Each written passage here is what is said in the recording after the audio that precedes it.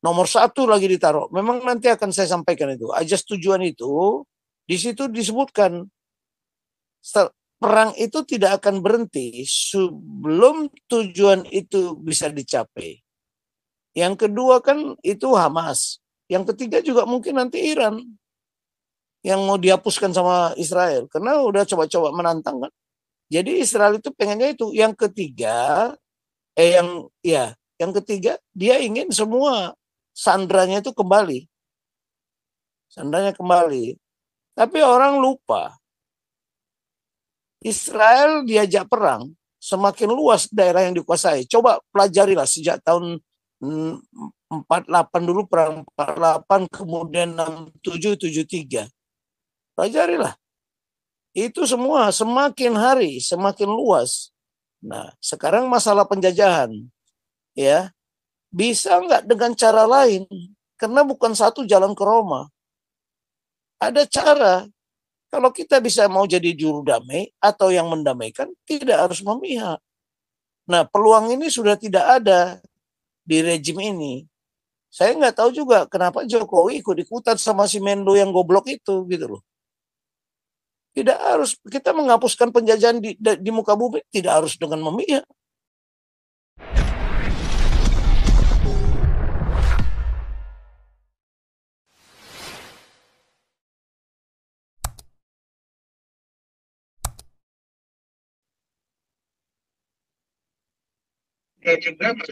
Sebentar ya. Ini Pak Toping udah masuk belum ya? Pak Toping katanya mau masuk nih. Pak Teddy, apa? Ya. Kalau Pak Toping masuk, Bu Ellen, Pak Toping udah Ada, masuk belum ya? Pastor. Saya nggak kelihatan ini. Ada, Wah, Pastor. Pak Toping dikasih bicara tuh, Pak Toping tuh. Nah, saya belum kelihatan. Pak Toping tolong jadikan ini ya. Tolong jadikan co-host yang supaya bisa bicara. Ibu Tumbar juga ada, Pastor. Pak Toping jadikan co-host. Pakai Oppo tulisannya misalnya yang Pak Toping ya. Udah dapat. Oppo A9. Iya. Beneran. Iya. Oke. Udah kok, udah buka mic. Pak Toping, lanjut Pak Toping. Halo. Luar Halo. biasa. Ya, lanjut. Apa yang mau ditanyakan? Saya tadi nggak Iya, dengar ini dari gimana awal. nih, kenapa Irannya udah gertak-gertak kok malah jadi mundur tarik pasukannya Pak Toping? Salam Pak Tobing. Yoi. Rakyat. Jadi gini, saya pun tadi lagi membahas itu. Jadi dalam perang, saya pernah mengatakan kan kekuatan yang dianalisa mulai diplomasi, kekuatan diplomasi Israel sama Iran itu siapa yang lebih unggul. Jadi yang kedua, kekuatan intelijen dan kekuatan informasi, siapa yang lebih unggul. Kemudian baru kekuatan militernya, siapa yang lebih unggul. Jadi orang Indonesia, saya lihat pakar-pakar kita itu dia melihatnya dari kekuatan kuantitas, bukan kualitas. Nah, itu yang tidak dibahas sama mereka. Karena pakar-pakar Indonesia itu kan bukan pakar perang. Aneh juga saya amati para pakar-pakar yang bicara itu semuanya pakar hukum internasional. Jadi bukan pakar militer. Lihat aja pembahasannya. Sebenarnya kemarin kita mau kupas tapi nggak boleh ditayangkan kan. Kemudian dari pakar militer, saya lihat cuma satu orang aja kok yang bicara, itu pun dari Angkatan Udara, Pak Cepi dari Angkatan Udara. Dari Angkatan Darat saya, yang lainnya nggak ada yang membahas itu. Karena nggak mengerti tentang perang besar begini. Apalagi perangnya kan sekarang antara Israel sama Iran itu kan perangnya perang peluru kendali. Jadi kalau di dalam Angkatan Darat itu ya perang antara rudal artileri pertahanan udara dan roket-roket dari artileri Medan ditambah sama serangan udara.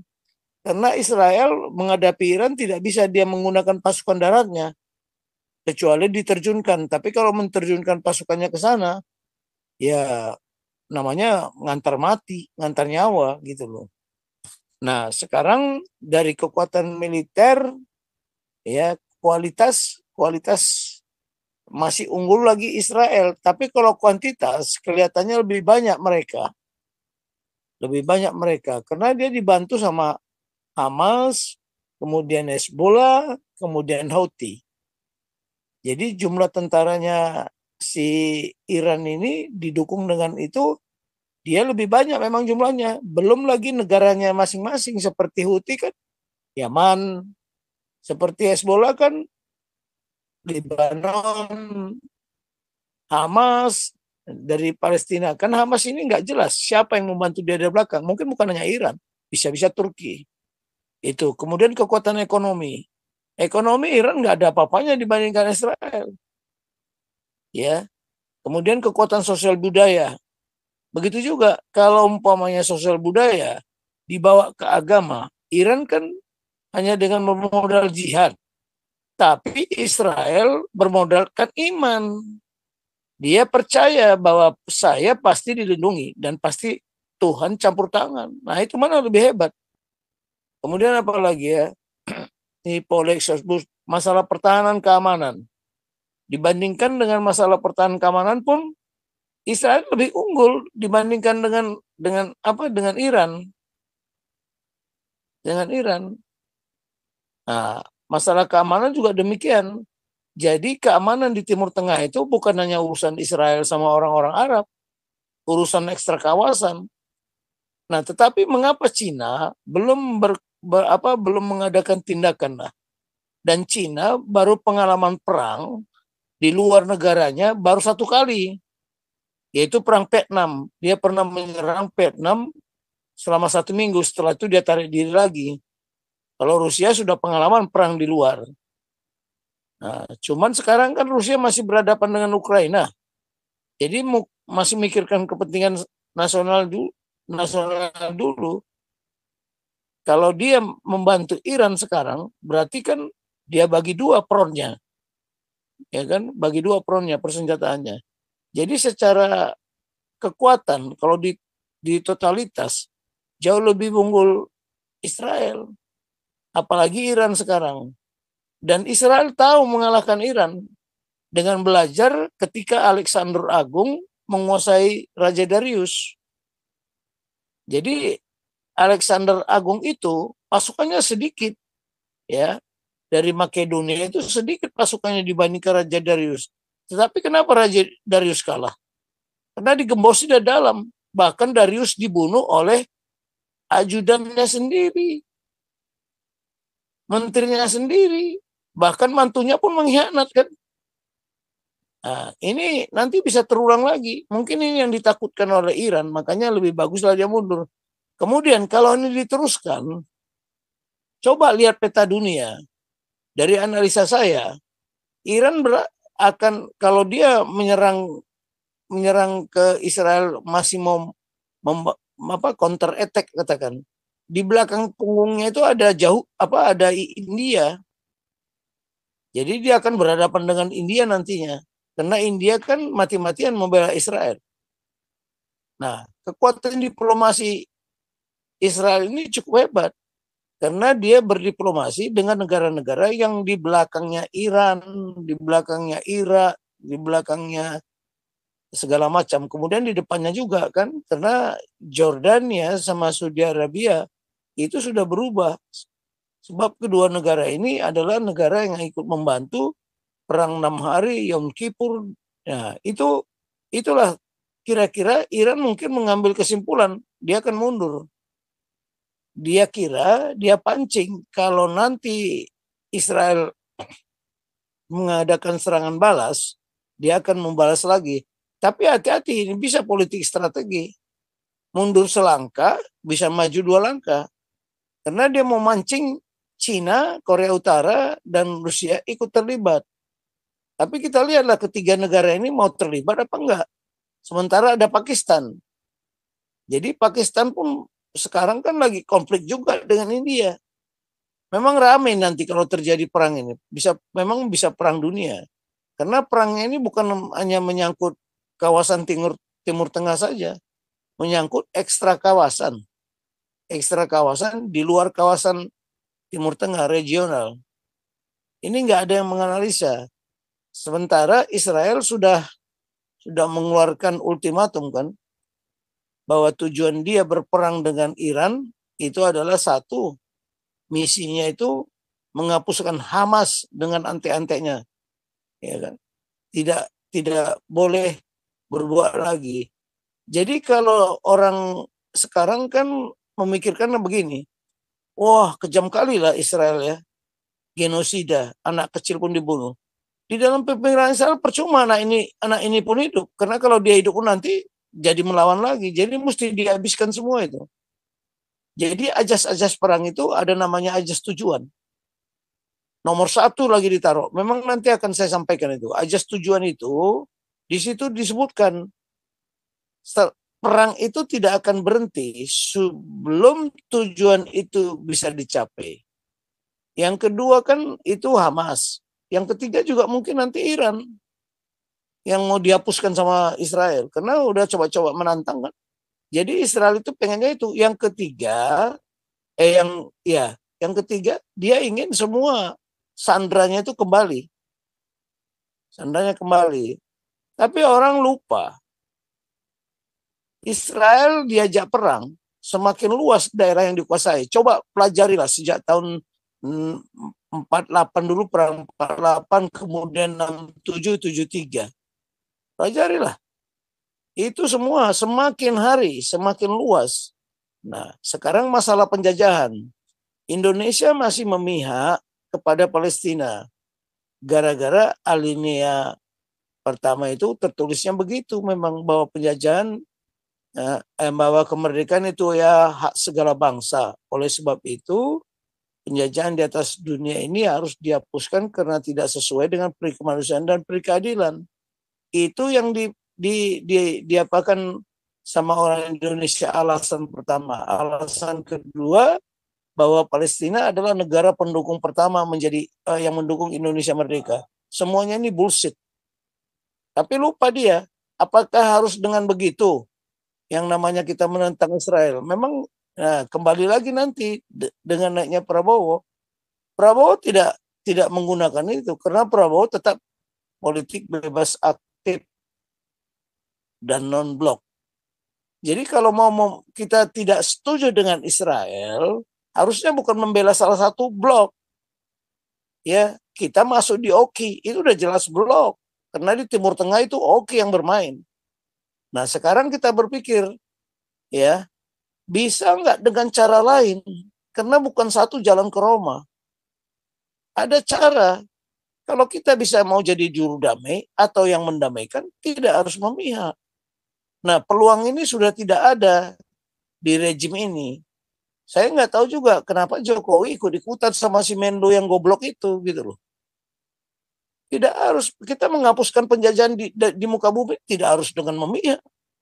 Karena kita kalau memihak pun tak ada kekuatan kita. Tak ada kekuatan kita. Siapa bilang bisa kita mendikte Israel? Nggak akan bisa. Bisa kita mendikte PBB? Nggak bisa. Itu hanya hanya politik mercusuar saja. Jadi kalau menurut pengamatan saya, Iran mundur itu karena dia tahu kekuatannya tidak berimbang sama Israel. Nah, kenapa? Di belakang Israel ada negara-negara Eropa yang mendukung dia seperti Inggris, Prancis, ya, Jerman, Belanda, masih banyak lagi lah dari kawasan Eropa, dari kawasan Asia juga demikian kan, Jepang, Filipina, Singapura, Thailand. Nah, ini yang diperhitungkan nama dia. Jadi Iran kalau memang nanti memaksa juga terus menyerang Israel, pasti negara-negara yang di belakangnya itu akhirnya dia kucar-kacir juga, dia menghadapi sekian front.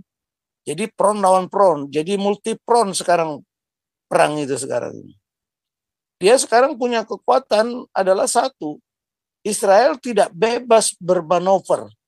Salah satu pusat kekuatan itu adalah bebas bermanuver.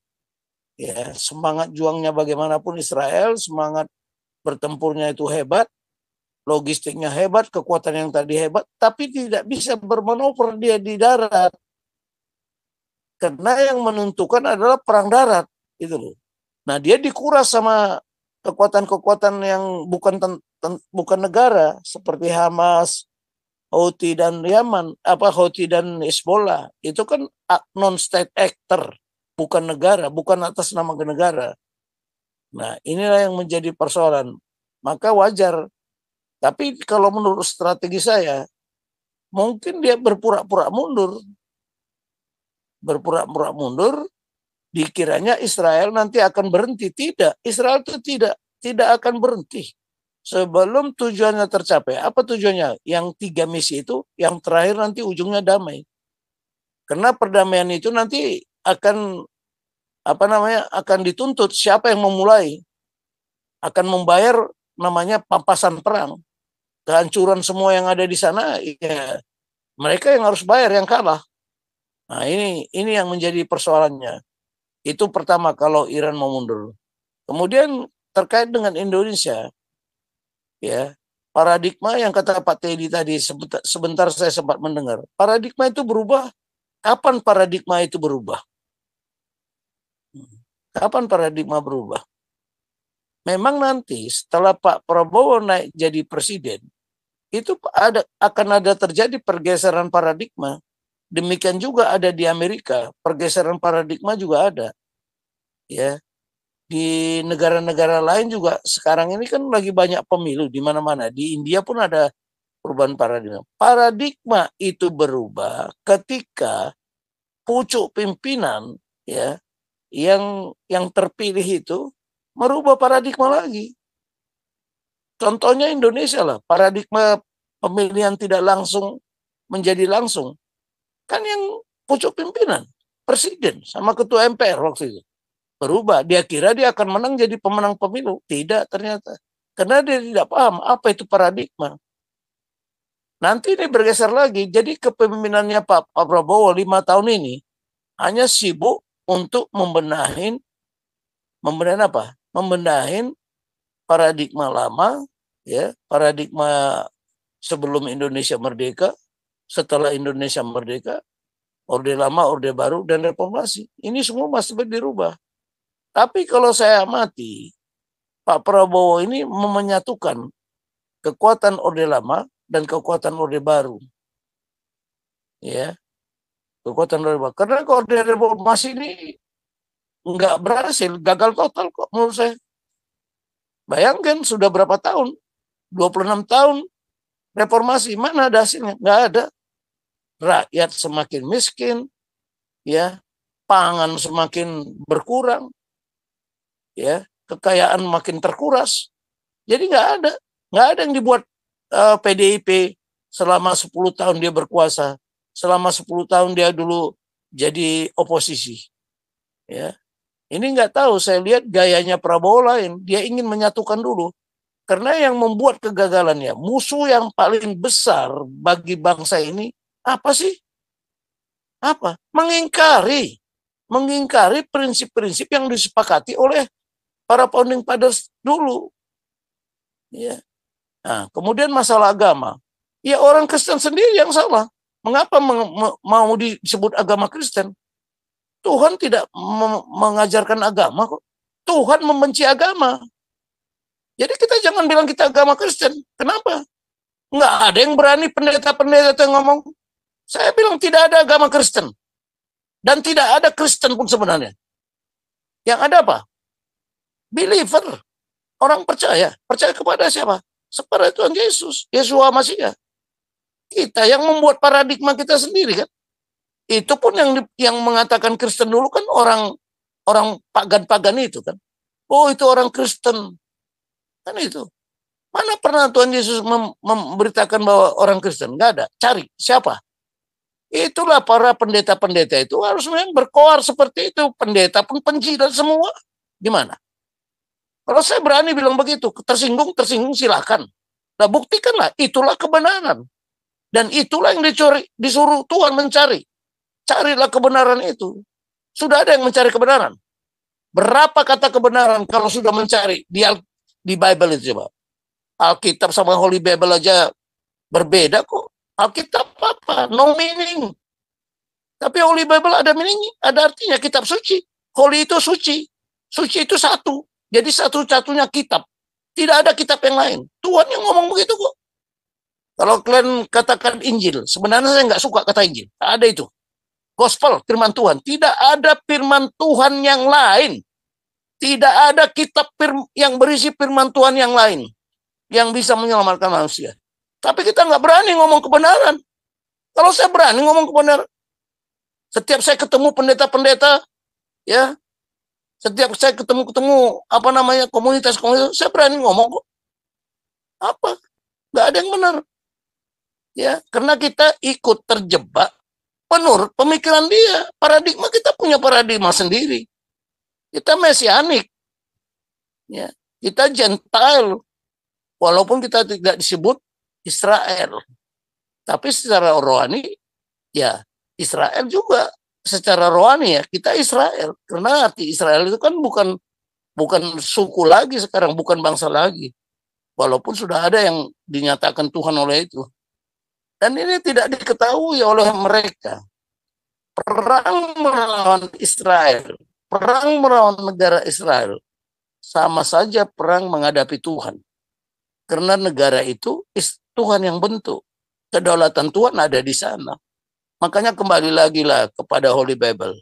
Udah jelas apa yang terjadi di dunia ini, ya, itu sudah dinubuatkan di kitab di kitab suci atau Holy Bible. Saya kira itu sajalah, nanti kita bahas. Jadi ajas perang itu pertama itu tujuan.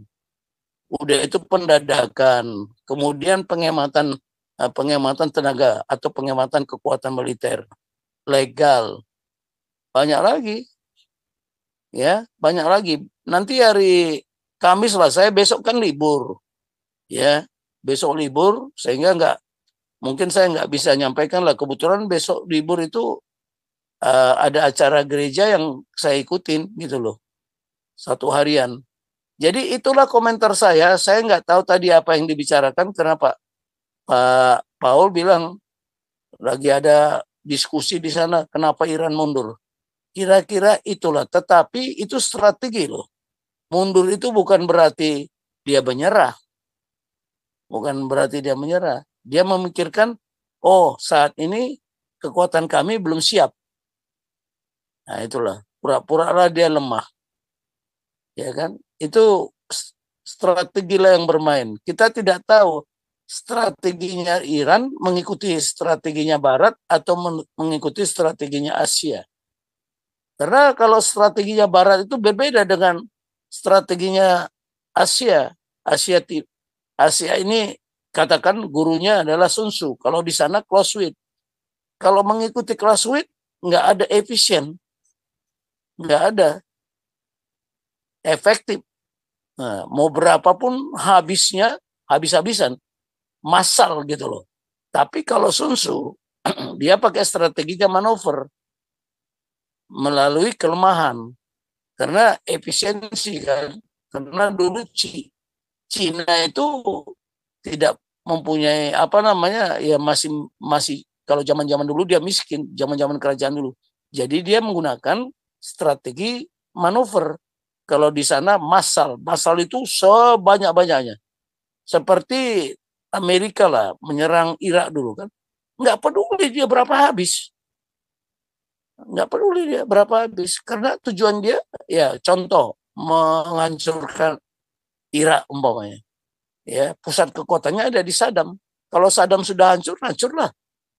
Tetapi dia dengan bisa menguasai Irak,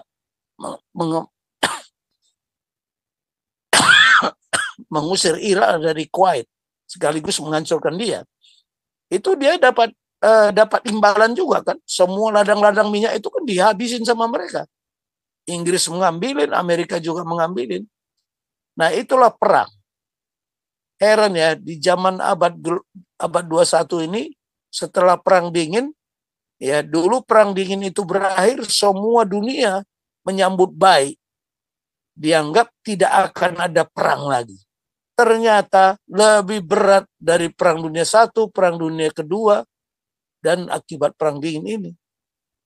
Nah, makanya akibat perang dingin dulu bahkan ada yang menyebutkan, oh kalau gitu nggak perlu lagi negara punya tentara, karena tidak akan ada perang. Tapi taken for granted, tidak ada jaminan bahwa perang tidak akan berakhir. Karena nubuat Tuhan itu sudah tertulis. Akan terjadi perang antara bangsa dengan bangsa, antara kerajaan dengan kerajaan, dan wabah penyakit, bencana banjir, bencana alam, kelaparan, dan wabah penyakit tadi. Nah, sekarang di Indonesia, orang Indonesia ini kok belum jadi punya mata, tidak melihat, punya telinga, nggak bisa mendengar. Coba lihat, ya. Dia nggak sadar kalau Tuhan itu tidak di pihak mereka. Aceh, lihat Aceh, tsunami itu. Berapa ratus yang mati. Siapa yang membantu mereka? Ya, negara-negara yang dibilang negara kafir. Saya terlibat di dalam urusan tsunami Aceh loh, sampai ke Finlandia. Ya. Nah, kemudian kedua, lihat Padang. Ya, Padang juga gitu kan, Sumatera Barat. Sudah berapa kali dia bencana. Baru-baru ini pun bencana lagi. Nggak ada yang sadar. Lihat Jawa Barat. Garut, apa semua segala macam. Ini belum apa-apanya ini. Lihat nanti rata itu mungkin dibuka Tuhan. Ya. Lihat Jawa Timur sana. Bersyukurlah, tapi jangan sombong kita. Nanti kita pun kena. Ya. Nah, itu ajalah komentar saya, karena kita menganalisa apa yang terjadi sekarang. Bukan menafsirkan ya. Menganalisa itu mengkaji peristiwa-peristiwa di masa lalu, ya, saat ini dapat kita perkirakan apa yang terjadi di akan datang. Dan what if, jika peranggapan kita itu meleset. Nah, inilah. Jadi Prabowo nanti jadi presiden, semua janji-janjinya apakah bisa dipenuhi dalam 5 tahun? Jika perang ini tidak berlanjut. Kalau perang ini berlanjut, bisa dia ngasih makan yang dibilang dijanjikan itu, bahwa anak-anak orang ibu-ibu hamil makan cuma-cuma, makan siang cuma-cuma. Bisa. Itu kan peranggapan yang kalau kita mau buat perencanaan, pertama itu peranggapan adalah satu clue yang membuat kita bisa berhasil apa tidak. Ya kan? Yang membuat kita berhasil apa tidak. Kalau jika terjadi perang dunia, bisa Prabowo melaksanakan program itu? Belum tentu. Nah, inilah peranggapan. Saya kemarin coba ngobrol-ngobrol sama beberapa jenderal, kemudian saya diajak ke Mabes TNI, kemudian saya kemarin ngomong-ngomong juga di Lemhanas sama adik-adik itu, apa persiapan kita untuk menghadapi kemungkinan kontingensi. Mereka nggak pernah berpikir ke sana. Bang, kontingensi apa? Nah, kontingensi terhadap tugas kita. Apa kemungkinan kontingensi untuk dari aspek melindungi segenap bangsa Indonesia? Apa kemungkinan kontingensi terhadap tugas nomor 2, melindungi seluruh tumpah darah Indonesia? Apa yang ketiga? Kontingensi memajukan kesejahteraan umum. Kalau terjadi kelaparan, terjadi apa bagaimana? Itu kan harus disiapkan. Dan bagaimana kita mencerdaskan kehidupan bangsa ini? Kalau paradigmanya sudah hanya 2 paradigma. Ya, paradigma yang harus dijunjung tinggi adalah Pancasila dan Undang-Undang Dasar 45. Tapi Undang-Undang Dasar 45 itu pun sudah dirubah-rubah. Bukan batang tubuhnya yang kita persoalkan, tapi amanat pembukaan. Cobalah. Sementara amanat pembukaan sudah dirubah-rubah. Pancasila sudah dirubah-rubah. Jadi musuh yang terbesar bagi bangsa Indonesia adalah mengingkari apa yang menjadi fondasi bangsa ini. Siapa yang mau menjelaskan itu? Siapa? Saya lihat semua pada cuek kok. Mikirkannya, pokoknya aku selamat lah. Jadi saya bilang, di TNI pun sekarang banyak perwira rutinitas. Perwira yang yang bersandar kepada program kerja. Tahun ini saya pangkatnya kolonel. Tahun depan bisa bintang 1. Tahun kemudian bisa bintang 2. Itu aja yang dipikirkan. Pensiun, sudah. Ya, sudah pensiun. Bayangin sekian banyak jenderal yang sudah pindah, berapa banyak yang membicarakan masalah negara ini. Kebanyakan sudah tidur aja. Kenapa? Waktu mereka menjabat itu bukan karena karyanya sendiri. Dia naik pangkat, dia dapat posisi bukan karena pemikiran dia. Bahkan tidak meninggalkan apa-apa. Malah banyak membawa. Ya, logowo katanya kan. Lek tak gowane gitu loh. Jadi inilah paradigma kita. Jadi memperbaiki ini nggak bisa Pak Prabowo dalam waktu 5 tahun. Impossible. Saya juga diskusi kemarin sama beberapa profesor. Ya. Saya bilang, cobalah Bapak pikir. 5 tahun bisa. Belum lagi ada peranggapan. Jika Prabowo tidak bisa menyelesaikan tugasnya 5 periode. 1 periode 5 tahunan ini. Akankah berlanjut Indonesia ini? Akankah negara ini akan hancur? Itu yang harus dijawab.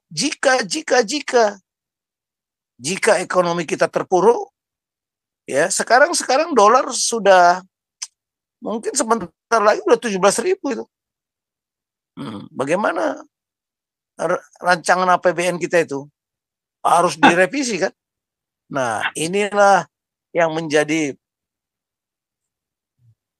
PR bagi bangsa ini. Kalau tidak bersatu, kalau masih memikirkan ada lagi khilafah, ada lagi syariat Islam, ada lagi apa segala macam, saya kira kita tidak akan maju. Nah, saya bilang, sekarang negara-negara yang kantong-kantongnya bukan Muslim yang dominan, itu harus berbuat apa?